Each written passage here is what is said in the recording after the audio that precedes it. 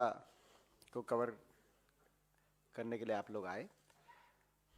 हमारी जो आज का जो विषय है वो देश के किसानों से संबंधित एक बड़ा महत्वपूर्ण विषय हम उठाने जा रहे हैं। अभी अभी एक स्टैंडिंग कमेटी की रिपोर्ट सामने आई है जिसमें एक चौंकाने वाला आंकड़ा देश के कृषि जगत और किसानों के समक्ष आया है। और यह आंकड़ा है कि पिछले 5 साल में कृषि बजट का 1 लाख करोड़ से अधिक इस सरकार ने सरेंडर कर दिया है। 1 लाख करोड़ से अधिक बजट जो कागजों में तो दिखाया गया कि कृषि संबंधित बजट था अलग अलग योजनाओं में, लेकिन उसका वो खर्च नहीं हुआ और सरेंडर हो गया। आप अंदाजा लगा सकते हैं कि कितना बड़ा ये बजट है। इसकी तुलना कीजिए कि सरकार में, भाजपा की सरकार में 2014 से 22 तक देश के 1 लाख से ज्यादा किसानों ने आत्महत्या की। आज इंडेटेडनेस या कर्जे में इतना किसान डूबा हुआ है।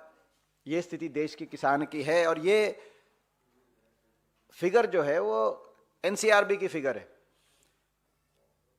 सेंटर फॉर फाइनेंशियल अकाउंटेबिलिटी द्वारा प्रकाशित ये फिगर है। 1 लाख से ज्यादा किसानों ने आत्महत्या करी एक तरफ, ये यानी कि हमारे देश में हर रोज मजबूर होकर 30 किसान आत्महत्या कर रहे हैं। ये जो 1 लाख करोड़ का जो कृषि बजट जो सरकार ने खर्च नहीं किया और सरेंडर कर दिया वापस, ये वही बजट था। क्या ये कुछ राहत देकर किसानों को, इतने किसानों को अपनी जान की कुर्बानी देने से नहीं रोका जा सकता था? आपको याद होगा जब कांग्रेस पार्टी की सरकार थी तो 72,000 करोड़ के किसान के कर्जे माफ हुए थे और किसान को बहुत बड़ी राहत उस समय देश के किसान को देने का काम कांग्रेस पार्टी ने उस समय किया था, यूपीए सरकार के समय। मगर यहां तो किसान का तो कोई कर्ज माफी हुई नहीं पिछले 10 वर्ष में। हाँ, ये सही है कि बड़े बड़े उद्योगपति घरानों के 14.5 lakh crore corporate loan wave of, 14.5 lakh crore के कर्जे माफ बड़े बड़े उद्योगपति घरानों के तो हुए, किसान के कोई कर्जे माफ नहीं हुए। और उल्ट, जैसे मैंने कहा कि किसान कृषि संबंधित जो बजट भी था जो दिखाया गया, वो भी उस बजट में भी जो 1 लाख करोड़ खर्चा नहीं गया वो वापस हो गया, जिसमें से 21,000 करोड़ तो इस पिछले वर्ष का है। पिछले वित्तीय वर्ष में 21,000 करोड़ जो बजट दिखाया गया कृषि संबंधी वो खर्चा नहीं गया, वो सरकारी खजाने में लौटाया। क्या सरकारी खजाने में इसलिए लौटाया जा रहा है कि कॉर्पोरेट के और कर्जे माफ हों और किसान पे और मुश्किल और यातनाएं आए? एक और मैं इसमें बात जोड़ना चाहता हूं कि एक और तो बजट जितना दिखाया जा रहा है वो छल है क्योंकि खर्चा नहीं जा रहा, लेकिन जितना दिखाया जा रहा है वो भी ओवरऑल जो देश का बजट है उसमें कृषि संबंधित बजट में निरंतर गिरावट आ रही है।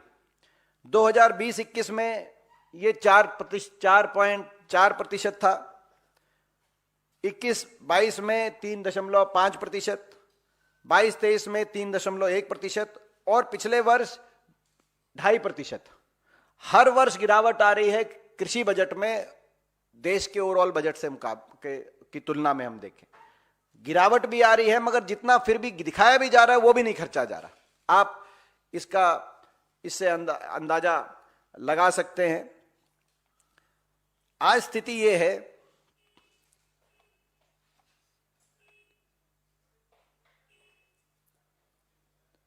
कि किसानों पे जो कर्ज है वो आखिरी आंकड़ा, अब आखिर सरकार ने आंकड़े देने बंद कर दिए हैं।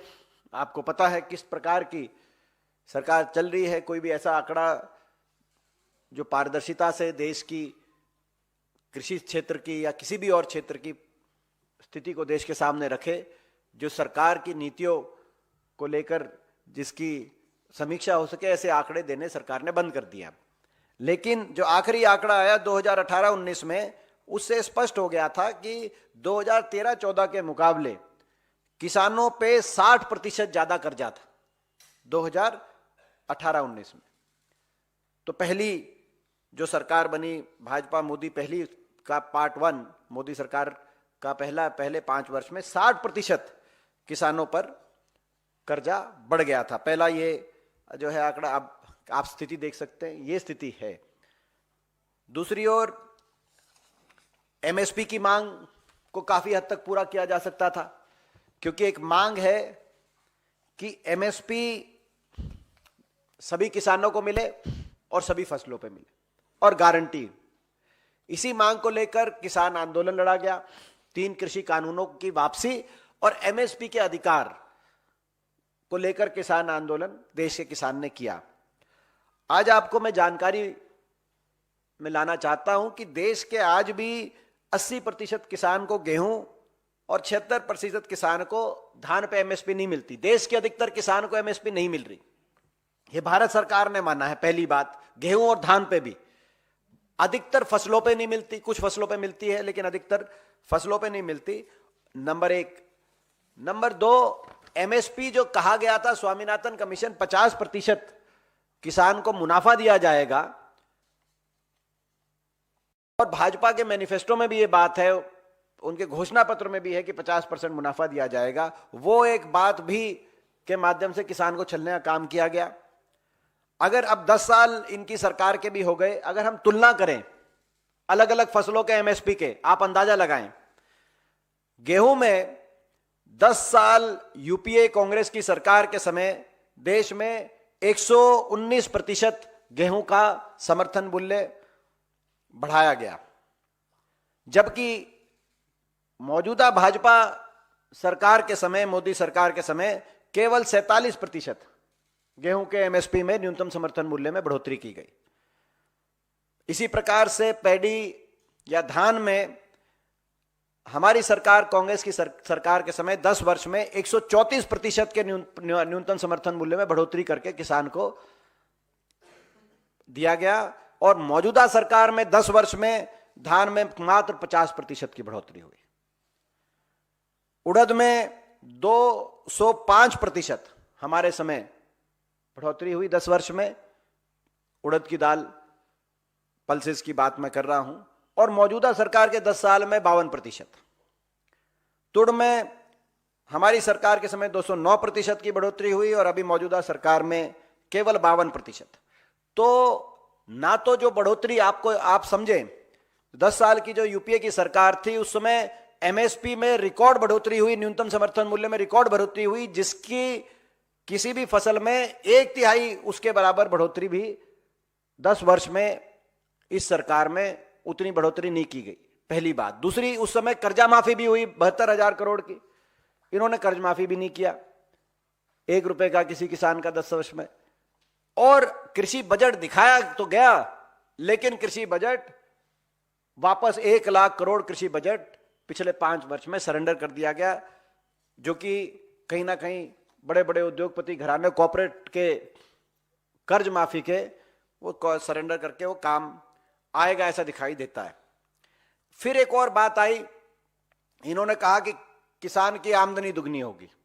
ये भी एक बहुत बड़ा छल निकला, जैसे कि वो 50% एमएसपी पे बढ़ोतरी छल निकला, एमएसपी लाभदायी 50% एमएसपी वाला छल निकला, ये भी एक छल निकला। क्योंकि 2015-16 में एनएसएसओ के अनुसार किसान की एवरेज इनकम थी 8,000 प्रति माह, 8,000 रुपए प्रति माह देश के किसान की एवरेज इनकम थी। वो अगर उसको इन्फ्लेशन में और सारी चीज बढ़ाते हुए अगर डबल करके देखा जाए तो वो कम से कम 22,000 प्रति माह 2022 तक हो जानी चाहिए थी, जो इनका वायदा था। लेकिन कहां पहुंची? 10,200 प्रति माह। तो ना तो आमदनी दुगनी हुई, बल्कि कर्जा दुगना हो गया। किसान पे जो कर्ज है वो 18-18.5 करोड़ हो गया था 2020-21 में ही। 10 लाख करोड़ से बढ़कर देश के किसान पे, जैसे हमने कहा पहले भी आपको एक जिक्र दिया कि वो पर्सनल इंडेटेडनेस इंडिविजुअल किसान पे 60% की बढ़ोतरी, और जो ओवरऑल इंडेटेडनेस है किसान पे कर्जा दुगना हो गया लेकिन उसकी आमदनी दुगनी हुई नहीं। ये भी एक आपके सामने है। इसी प्रकार से एक किसान विरोधी जो इनकी नीतियां रही हैं, अब आप देखें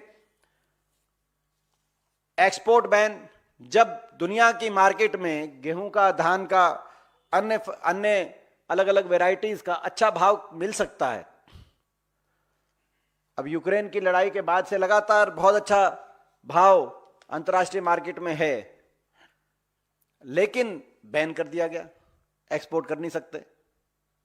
और जहां इंपोर्ट करना होता है वहां पर तुरंत सारे जो है कायदे कानूनों को त्यागते हुए और सहर्ष इंपोर्ट कर लिया जाता है। तो देश के किसान पे दोहरी मार इस सरकार द्वारा हर प्रकार से दोहरी मार का शिकार देश का किसान हो रहा है इस सरकार की।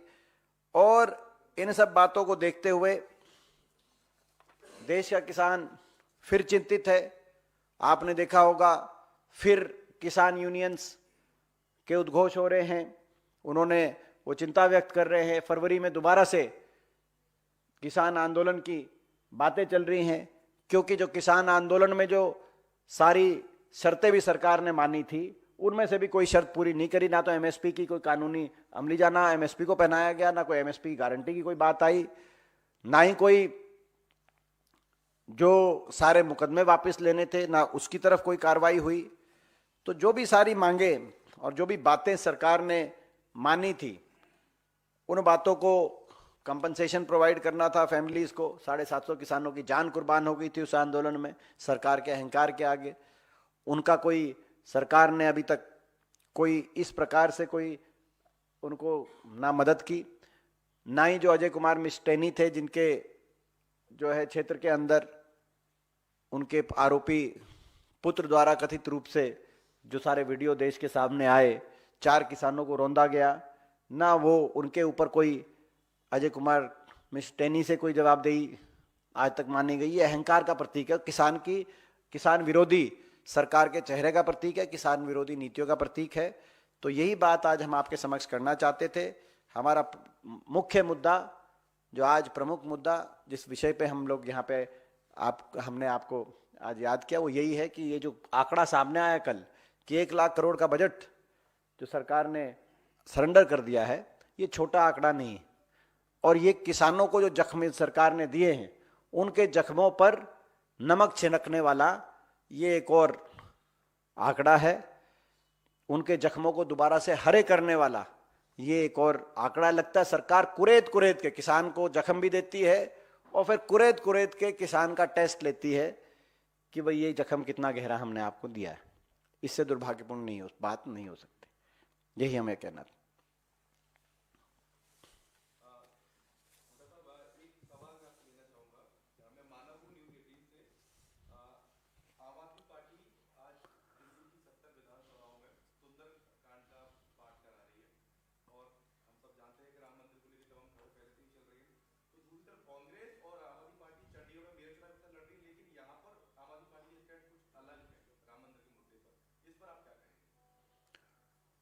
नहीं, कोई इसमें हमारा गठबंधन है आम आदमी पार्टी के साथ, और जो है मैं समझता हूँ कि ये जो अगर वो कोई यहाँ पर कोई भी धार्मिक कार्यक्रम कोई भी हिंदुस्तान का नागरिक कहीं भी किसी भी कोने में करे अपनी आस्था के अनुसार, तो वो तो कांग्रेस पार्टी की जो है उसमें जो है हमारी कोई इस बात से हम सहमत हैं।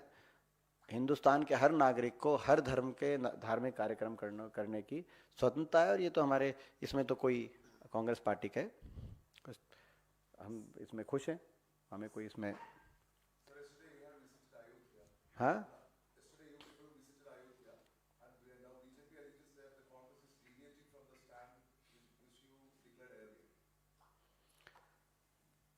सी मैं हिंदी में जवाब दे दूं आपका? Okay.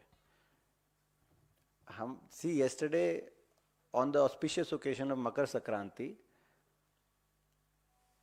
we went to Ayodhya to seek blessings of Lord Ram to take dip in holy Saryu river, marking a fresh new start to things and seek his blessings for prosperity for all.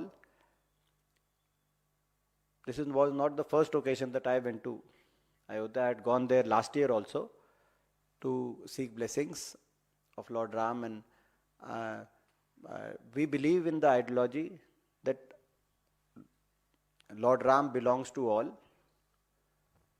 and we all have Lord Ram within us. This is the ideology that I think we believe in that. And I come from a state and from a region where even our morning greetings, when we wake up in the morning, our morning greetings we start with Ram Ram. When there is a rain, we say Ram baras raha hai. When we start a new thing, we say leke Ram ka naam, let's start this new thing. If the farmer will go to his fields to till, he will say leke Ram ka naam, and then he'll start his work. So Lord Ram belongs to all. He is in our faith. Everyone has faith in Lord Ram, and everyone has Lord Ram within them. And Congress has always respected all faiths, and there is no question of deviating from any, because our stand has, Congress's stand may have been twisted by any media, but it is not. Congress welcomes anyone who has faith in any religion of this country to practice their faith, and to Congress always encourages rather. So there is no question of any. कुछ नहीं हुआ, कुछ नहीं.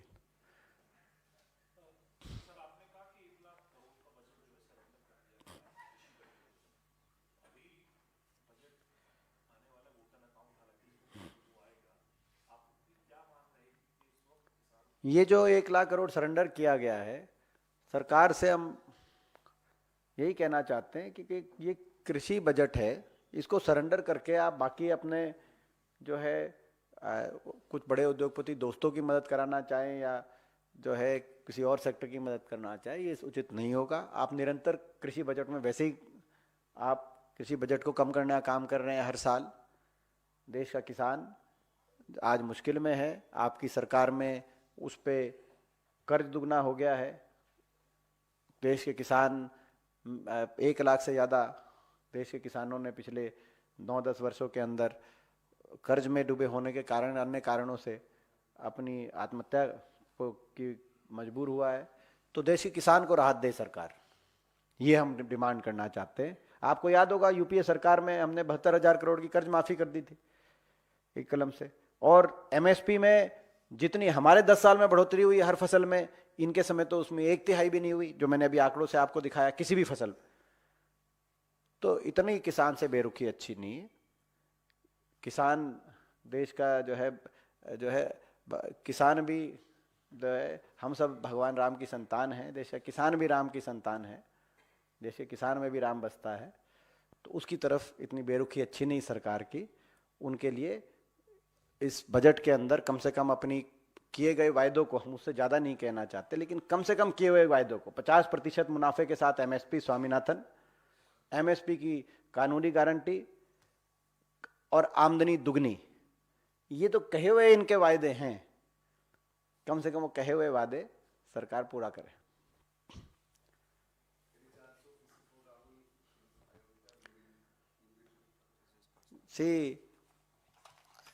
जो आपने पहले जो सवाल पूछा था, मैं उसका हिंदी में भी जवाब दे दूं, जो आपने जो कहा था, क्योंकि वो उसमें इंग्लिश में के साथ साथ हिंदी में भी, क्योंकि वो आप लोग पूछना चाहें. कल हम जब अयोध्या गए तो कल मकर संक्रांति के एक शुभ अवसर पे हम अयोध्या नगरी में श्री राम लल्ला दर्शन के माध्यम से सरयू नदी की पावन नदी में डुबकी लगाकर हमने भगवान श्री राम का आशीर्वाद प्राप्त किया और एक ऊर्जा की अनुभूति और सृष्टि के लिए मंगल कामना के लक्ष्य से हम लोग पहुंचे वहां। और हरियाणा में आज से घर घर कांग्रेस कार्यक्रम का प्रारंभ हम करने जा रहे हैं। उस नई कार्यक्रम की नई शुरुआत के लिए मकर संक्रांति के दिन अयोध्या पहुंच के श्री राम लल्ला के दर्शन करके भगवान राम का आशीर्वाद प्राप्त करके और लेके राम का नाम हम आज वो कार्यक्रम शुरू करेंगे घर घर कांग्रेस हरियाणा के अंदर। मैं पहले भी पिछले वर्ष भी मैं अयोध्या गया था, रामलला के दर्शन उस समय भी किए थे। हमारा ये मानना है कि भगवान राम सभी के हैं और सब में भगवान राम है। हर व्यक्ति के भीतर भगवान राम है और भगवान राम सबके हैं। मैं जिस प्रदेश जिस क्षेत्र से आता हूँ वहाँ तो हम जब सुबह उठते हैं किसी को मिलते हैं तो हम राम राम करते हैं। वहाँ अगर किसान मजदूर अपने खेत में अपना हल लगाए तो जब शुरुआत करता है तो कहता है कि लेके राम का नाम और चलो। कोई नया काम शुरू करें तो कहते हैं कि लेके राम का नाम नया काम। और अगर इंद्र देवता मेहरबानी करे तो कहते हैं राम बरसेगा, राम बरस गया। तो ये निहित है हमारे सबके आस्था भगवान राम में और सब भगवान राम सबके हैं। ये हमारा जो है इस पे हमारा इस भाव से सृष्टि में सभी की मंगल कामना के भाव से और हम अपना नया कार्यक्रम जो शुरू कर रहे हैं हरियाणा में घर घर कांग्रेस, उससे पहले हमने वहां जाकर जय भगवान राम से आशीर्वाद प्राप्त किया। धन्यवाद।